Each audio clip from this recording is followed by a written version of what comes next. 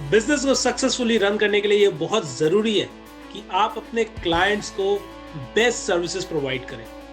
और वो करने का सबसे अच्छा तरीका ये है कि आप अगर ये जान लें कि आपके क्लाइंट के माइंड में क्या चल रहा है और आप उनको एग्जैक्टली वही चीजें प्रोवाइड कर दें, सो ऑब्वियसली वो आपको 10 on 10 रेटिंग देंगे।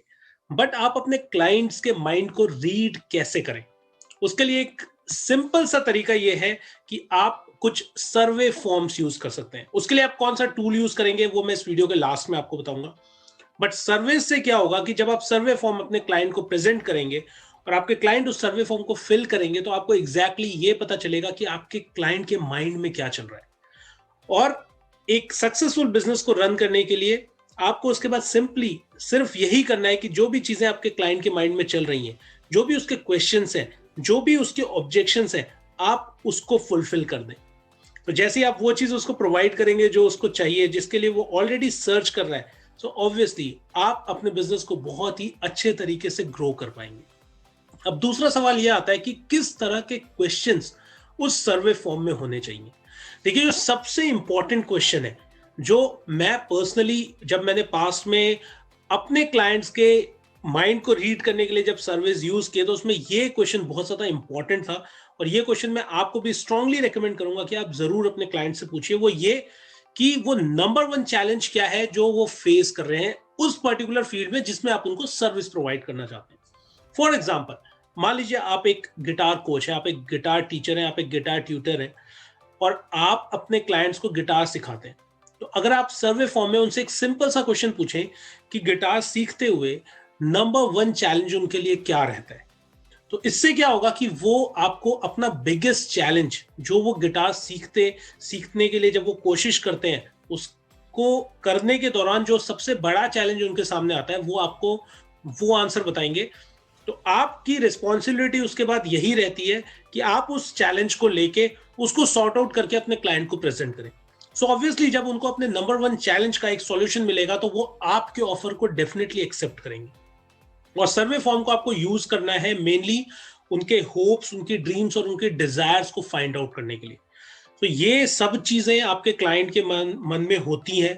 और जब आप उनसे इंटरेक्ट करते हैं थ्रू अ सर्वे फॉर्म, तो वो ये चीजें आपके साथ कम्युनिकेट करते हैं और आप उनका माइंड रीड करना आपके लिए पॉसिबल हो पाता है। सो हमेशा एक चीज याद रखिएगा, क्योंकि ये भी हमारे कोर्स एक हमारे जो पार्टिसिपेंट थे उन्होंने ये क्वेश्चन पूछा था कि हम किस तरह के क्वेश्चंस पूछें। क्या वो एक मल्टीपल चॉइस क्वेश्चंस होने चाहिए या हम उनसे कुछ डिस्क्रिप्टिव लिखवाएं। देखिए, मैं बहुत ज्यादा आपको ये फोकस करने को बोलता हूं कि आप सबसे पहले जरूरी ये है कि जब आप अपने क्लाइंट के साथ इंटरेक्ट कर रहे हैं, चाहे वो सर्वे फॉर्म के माध्यम से ही हो, तो एक इंपॉर्टेंट चीज जो आपको हमेशा ध्यान रखनी है कि आपको उनकी लैंग्वेज को अंडरस्टैंड करना है। और उनकी लैंग्वेज को अंडरस्टैंड आप तभी कर सकते हैं जब वो अपनी लैंग्वेज में कुछ लिखेंगे।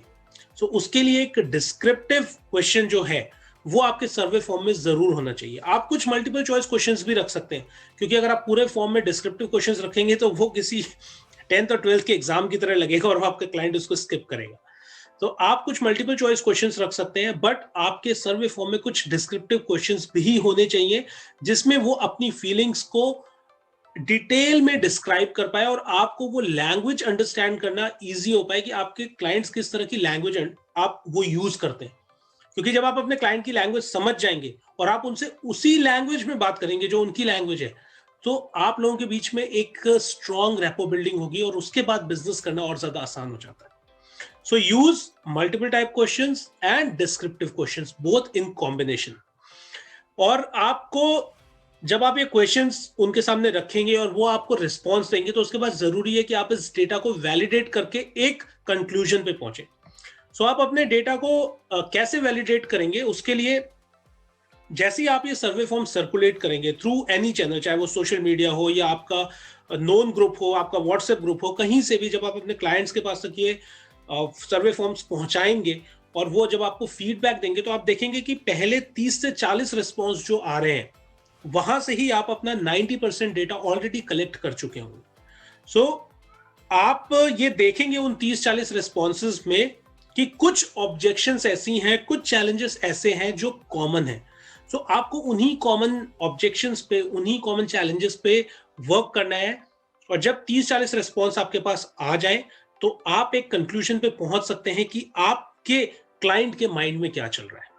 सो इट्स जस्ट लाइक कि आप एक छोटा सा सैंपल टेस्ट कर रहे हैं किसी एक रेसिपी का, उससे आपको अंदाजा लग जाता है कि बाकी पूरी रेसिपी कैसी बनी होगी। सो जब आप 30-40 रिस्पॉन्स इकट्ठे करते हैं और आप देखते हैं कि एक कॉमन चीज है जो बार बार सारे क्लाइंट्स एक ही कॉमन चीज के बारे में बोल रहे हैं, तो आप उस पर्टिकुलर चीज को आप सॉर्ट आउट कर सकते हैं और उनके सामने एज ए सॉल्यूशन उसको प्रेजेंट कर सकते हैं।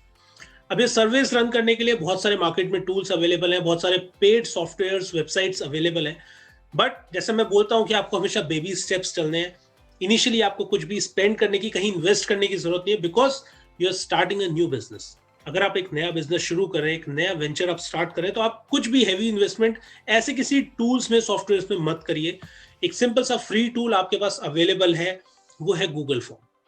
आप गूगल फॉर्म को यूज करिए अपने सर्वे को डिजाइन करने में। अगर आपको गूगल फॉर्म यूज नहीं करना आता, सिंपल आप यूट्यूब पे जाइए, आप सर्च में डालिए how to create a Google form, आपको एक ट्यूटोरियल मिल जाएगा, आप उसको फॉलो करिए और आप एक गूगल फॉर्म क्रिएट कर पाएंगे। अपने मार्केट के हिसाब से, अपने सेक्टर, अपनी इंडस्ट्री के हिसाब से उसमें क्वेश्चंस डालिए। ये क्वेश्चन जरूर पूछिए कि सबसे बड़ा चैलेंज आपके क्लाइंट्स के लिए क्या है। उनका माइंड रीड करिए, जो ऑब्जेक्शन आ रहा है कॉमन, उसका ही सॉल्यूशन आप उनको प्रेजेंट करिए, एंड डेफिनेटली आपके बिजनेस के आप देखेंगे कि ग्रोथ बहुत तेजी से हो रही है। So this is Harshit Shukla signing off, and just remember, life is all about learning and growing. So इस चैनल को लाइक करिए, सब्सक्राइब करिए, ताकि इस तरह की जो भी वैल्यूएबल वीडियोस हैं, जो स्ट्रैटेजीज हैं, कुछ टूल्स हैं जो मैं आपके साथ रेगुलर बेसिस पे शेयर कर रहा हूँ और आगे भी करता रहूंगा, वो आपसे मिस ना हो। So I'll see you in the next video. Till then, bye bye and take care.